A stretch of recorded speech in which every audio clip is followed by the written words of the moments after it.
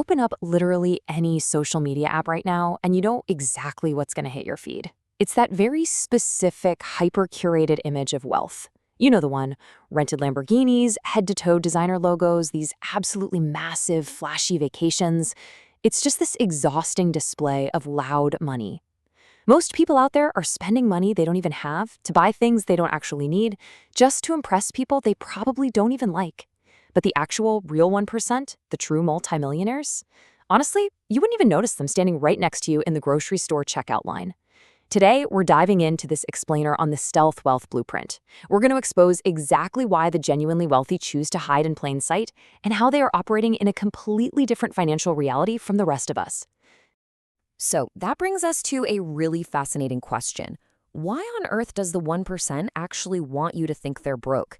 We're talking about the invisible rich here. These are folks who have completely, totally escaped the rat race, yet they're rolling up in a 10-year-old car wearing a plain, unmarked t-shirt. Well, it's because they've realized a fundamental truth that the middle class almost always misses.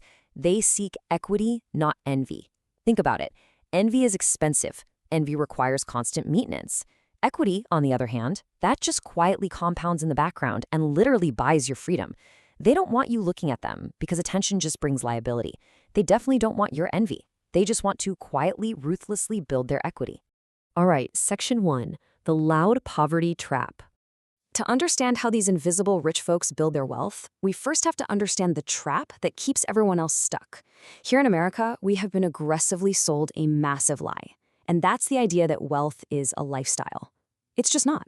Mathematically speaking, wealth is nothing more than the gap between what you earn and what you spend. But the whole system, the algorithms, the culture, they want that gap to be zero. Just look at the contrast here. You've got the rich aesthetic on one side. This is the guy making 80 grand a year, but he's financing a $60,000 truck. Sure, he looks incredible sitting at the stoplight, but then look at his broke balance sheet. He's absolutely drowning in high interest debt and has zero, literally zero emergency fund. This is what we call loud poverty. It's a total zero-sum game.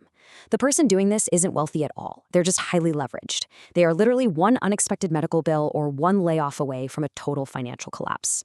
And this grim reality? Financial researchers call this the 90,000-hour trap. Think about it. Most of us are going to spend about 90,000 hours of our lives at work. And what exactly are we trading all those hours for? We're working for depreciating assets, things that lose a huge chunk of their value the absolute second we drive them off the lot. We're buying all this stuff to impress total strangers on the internet, and because of that, we stay exactly one emergency away from crippling debt. It's like being on a treadmill where you have to run faster and faster just to stay in the exact same place. Moving on to Section 2, the first 100K, the happiness shift. Okay, so how do you actually break out of that cycle? Well, you have to hit a very specific magic milestone: $100,000. Charlie Munger famously said that getting to this number is a total struggle, but you just have to do it. Why? Because hitting this exact number is the moment the math of your entire life changes.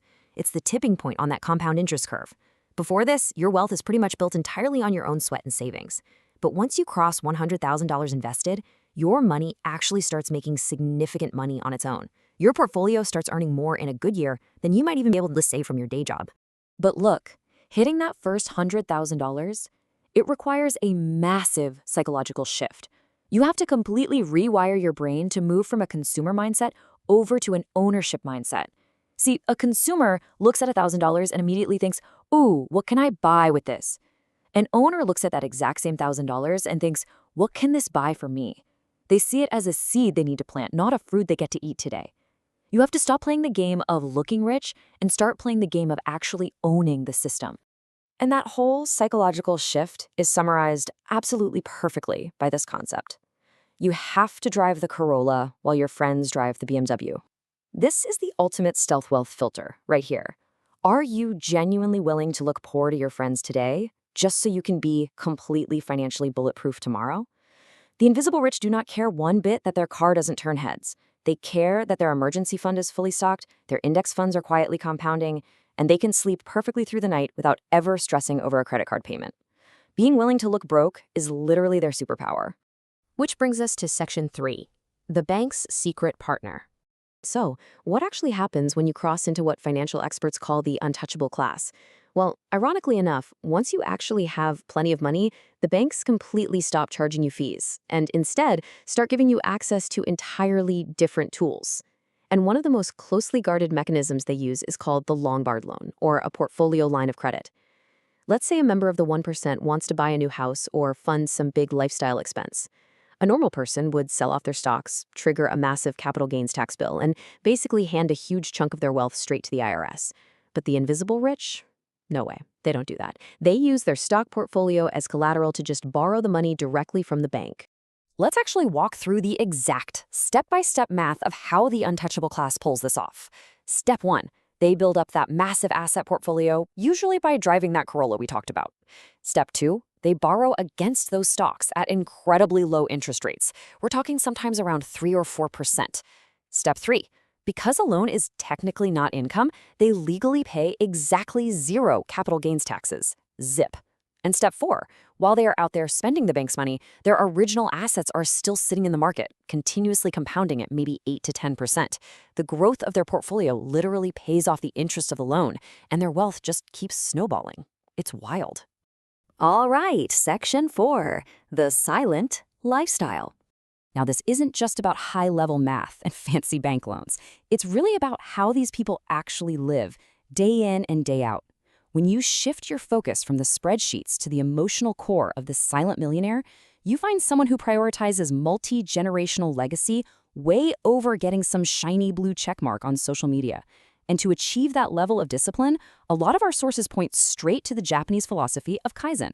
It translates to continuous improvement through small, boring, disciplined steps. Look, most of us view self-control as a sacrifice, right? Like it's a restriction on our fun. But the stealth wealthy, they view it as a financial superpower. They aren't trying to get rich by this Friday. They are making these tiny, highly optimized, honestly boring decisions every single day that eventually compound into an absolute avalanche over a decade.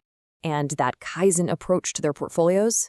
It is decidedly unsexy. They are religiously maximizing tax-free accounts like Roth IRAs to shield their money from future taxes. They're using real estate loopholes like 1031 exchanges to totally defer taxes when they sell properties. They are aggressively buying the most boring broad market index funds and regular cash-flowing rental properties. And crucially, they are entirely ignoring the latest crypto hype, the meme stocks, and the algorithms that are constantly trying to induce panic. While the general public is out there making loud, high-risk bets trying to hit the jackpot, the 1% are quietly and methodically just buying up the casino. Finally, Section 5, the stealth wealth takeaway. After analyzing all these sources and really peeling back the layers of how the invisible rich operate, we are left with a pretty brutal truth about what it actually takes to become wealthy today. And here it is. Stop buying the rich costume, start actually building your freedom. If you want to be genuinely wealthy, you absolutely have to be willing to look broke for a little while. You have to abandon this totally exhausting need for external validation. You've got to stop being a slave to an algorithm that is actively trying to drain your bank account by making you feel like you aren't enough. The costume is exactly what's keeping you poor. And I want to end on this incredibly powerful thought that really just perfectly summarizes this entire stealth wealth blueprint. The best thing money can buy isn't a Ferrari, it's the ability to wake up on a Tuesday and do whatever the hell you want. Now that is the real flex, not the expensive watch, not the flashy car, but having complete, untouchable autonomy over your own time. So I'll leave you with this. Are you building a lifestyle for everyone else to look at, or are you quietly building your freedom? Think about it. Thanks for joining me for this explainer, and I'll catch you next time.